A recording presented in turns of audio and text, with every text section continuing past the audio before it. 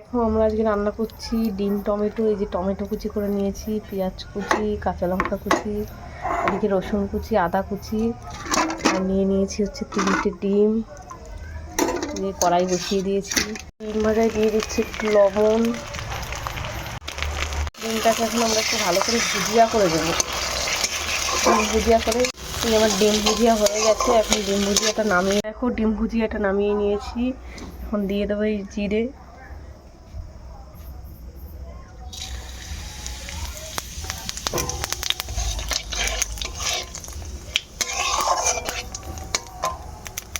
এবার একে একে সব কিছু দিয়ে দেবো, কুচি করাগুলো। রসুন কুচি,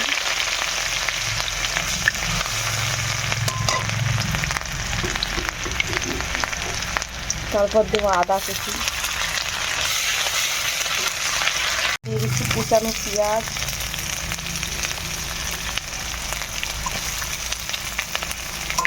কাঁচা লঙ্কা কুচি,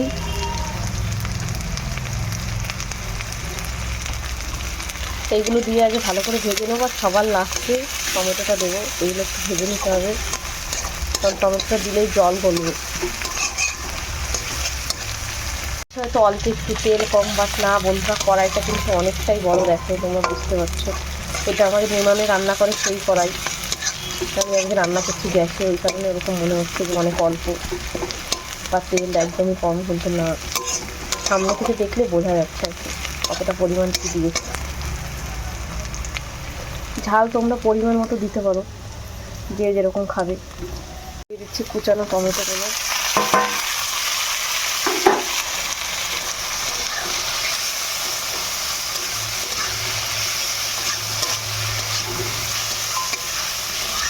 পরিমাণ মতো লবণ, হলুদ,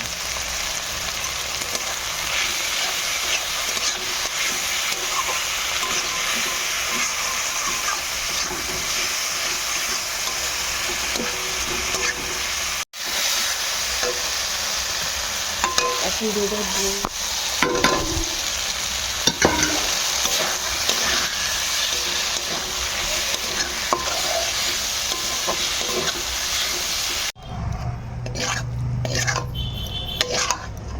ফাইনালি আমার গাইস দেখো, এই যে আমার রান্না কমপ্লিট। এটা আজকে আমাদের রাতের ডিনার। এটা রুটি দিয়েও ভালো লাগে আর ভাত দিয়েও ভালো লাগে। তোমরা কিন্তু অবশ্যই ট্রাই করো। আর আজকে ডিনারটাও তোমাদের সাথে শেয়ার করব। আর দেখো এদিকে কী বসিয়েছি, এটা কি তোমরা কি কেউ বলতে পারবে?